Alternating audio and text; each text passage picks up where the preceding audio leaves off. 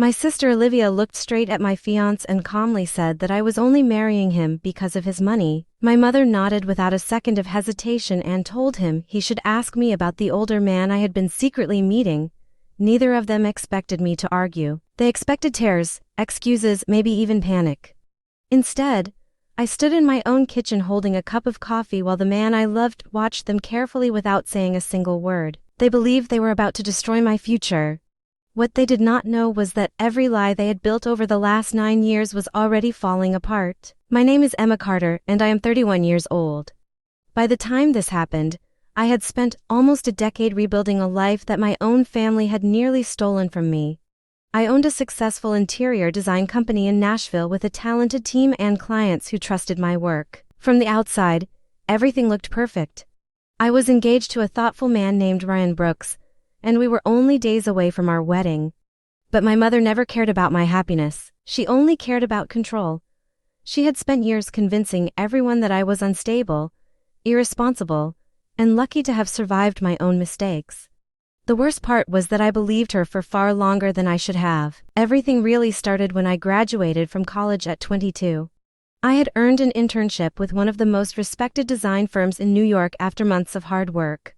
The creative director personally called to congratulate me, complimented my portfolio, and told me he looked forward to seeing me that summer. It felt like the beginning of the career I had always dreamed about. I framed the acceptance letter and called my parents, expecting them to celebrate with me. My father sounded proud, but my mother asked strange questions about the company, the office, and the people who worked there. At the time, I thought she was simply interested. 2 days before I was supposed to leave, she walked into my bedroom carrying coffee and an envelope.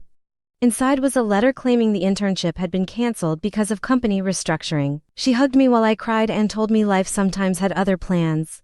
I was heartbroken, but I never questioned the letter.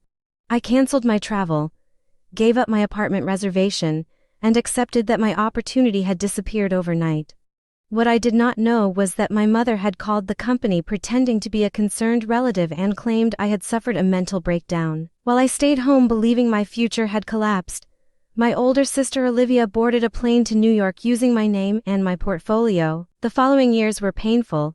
I worked restaurant jobs, took small freelance projects, and slowly rebuilt my confidence one client at a time. My parents divorced, and my father quietly began sending me a little money every month without expecting anything in return. Those small deposits helped me rent my first office years later. Eventually, my business grew beyond anything I imagined. By the time I turned 30, I had 6 employees, high-profile clients, and enough success that I no longer needed anyone's approval. Still, I kept my family at a distance because something inside me never completely healed. Then everything changed because of one unexpected phone call. A hiring manager contacted my office while verifying information on my sister's resume. She explained that Olivia claimed to have completed a prestigious internship years earlier under my name because we supposedly shared a professional portfolio. I felt the room spin around me. I calmly told the woman I had never worked for that company and had never shared my identity with anyone. The moment I hung up, memories I had buried for years rushed back into my mind. That night I searched through old boxes until I found both internship letters. Under better light, the fake cancellation notice suddenly looked wrong. The company logo was slightly different, the formatting was inconsistent, and the signature did not match the original documents. For the first time, I realized the letter had probably never come from New York at all. I reached out to the former creative director Daniel Mercer, expecting nothing more than a polite reply. Instead, he answered within minutes and wrote something I will never forget. He said he had been waiting for someone like me to contact him for 9 years. A week later I flew to New York carrying every document I still had. Daniel welcomed me into his office, compared my original acceptance letter with the forged cancellation notice, and quietly confirmed what I had feared. The woman who showed up using my identity had never been me. She failed the internship, was eventually fired for plagiarism, and left behind enough records to prove everything. He handed me a binder filled with photographs, employment forms, signatures, internal reports, and unanswered messages they had tried to send me after realizing something was terribly wrong. I cried all the way back to the airport because, for the first time in nearly a decade, I understood that my life had not fallen apart because I failed. It had been stolen by the two people who claimed they loved me most. When I returned home, I showed Ryan every page in that binder. He listened without interrupting, then quietly admitted he had already noticed my mother and sister constantly changing their stories whenever they talked about my past. He had even started keeping notes after Thanksgiving because their lies never matched.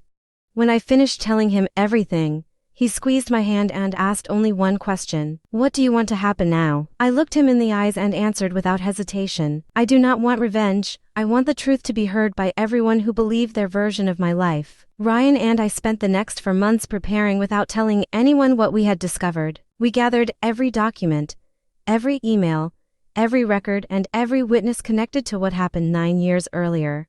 Daniel agreed to fly to Nashville for our rehearsal dinner, and another former executive from the design firm also agreed to attend. My father, who had finally learned the truth, promised he would stand beside me no matter what happened. Meanwhile, my mother and Olivia unknowingly made our job even easier. They continued spreading stories that I had suffered a breakdown years ago, hinted that I was unstable, and even mailed an anonymous letter to Ryan family claiming I was secretly seeing another man in New York. Instead of reacting, Ryan quietly saved every piece of evidence. The more they lied, the stronger the truth became. A few days before the rehearsal, my mother insisted on coming to my apartment to help with wedding plans. I already knew she was planning something because Ryan and I had expected it for weeks. During breakfast, she casually looked through my phone while pretending to use the restroom and spotted a message confirming that Daniel would arrive on Friday evening. She immediately assumed he was the mysterious man mentioned in the anonymous letter. That was exactly what we wanted her to believe. The next morning, she returned with Olivia and tried one final time to destroy my relationship. Olivia looked at Ryan with fake concern and calmly told him I was only interested in his money. My mother smiled before adding that he deserved to know about the older man I had been hiding from everyone. I remained silent while Ryan placed a sealed envelope on the kitchen counter and told them the entire truth would be revealed at the rehearsal dinner in front of everyone. The confidence in his voice frightened them far more than anger ever could. They left without another word, knowing something had gone terribly wrong. The rehearsal dinner arrived, and every important person in our lives gathered inside the ballroom. My father stood beside me for the first time in years, while Ryan's parents welcomed every guest with warmth I had never experienced from my own family. My mother and Olivia smiled as though nothing had happened, convinced they could still control the evening. During the toasts, my mother suddenly stood and began describing me as a fragile daughter who had always struggled with emotional problems. Before she even finished, Olivia rose from her chair and repeated the accusation that I was marrying Ryan for his wealth. Then she delivered the line they had rehearsed together, telling him to ask me about the older man from New York. The room fell silent. Ryan slowly stood, opened the envelope, and removed a photograph. He held it up for everyone to see before calmly asking if this was the man they meant. The picture showed Daniel Mercer standing outside his office in Manhattan. Ryan explained that Daniel was the creative director, who had originally offered me the internship 9 years earlier. He then revealed that the cancellation letter had been forged, that someone had stolen my identity, and that the real employee records proved another woman had worked under my name before being fired for plagiarism. At that exact moment, Daniel stood, carrying the original company binder that had remained untouched for nearly a decade. He explained how he had suspected something was wrong from the first day the fake employee arrived and how every document inside the binder proved I had never been there. My mother tried insisting it was all a misunderstanding, but no one believed her anymore. My father quietly stood and told her she had lied long enough. Another executive from the design firm confirmed that the woman dismissed years earlier was not me but Olivia. Every face in the room turned toward my sister as the reality finally settled over everyone. Olivia could not even look up. My mother searched desperately for someone willing to defend her, but every guest remained silent. The lies she had repeated for nearly a decade collapsed in less than 5 minutes. When everyone looked toward me, I stood and spoke as calmly as I could. I explained how I had spent years believing I had failed when, in reality, my future had been stolen before it ever began. I told them I was not exposing my family because I wanted revenge. I was doing it because I deserved my own story back.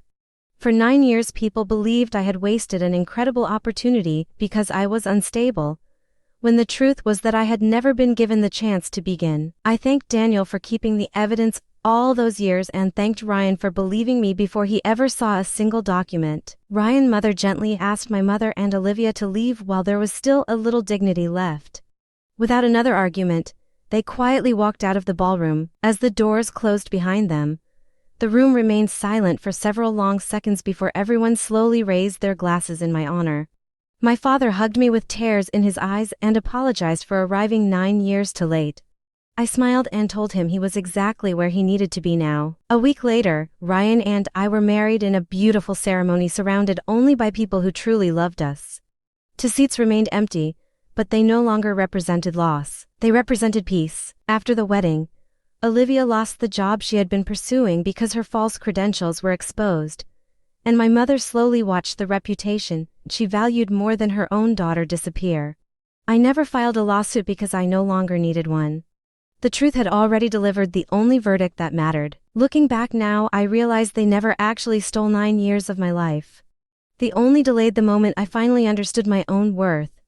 They spent years rewriting my story, hoping I would never question it. But the beautiful thing about the truth is that it waits patiently. It does not disappear. And when it finally speaks, no lie is powerful enough to silence it again.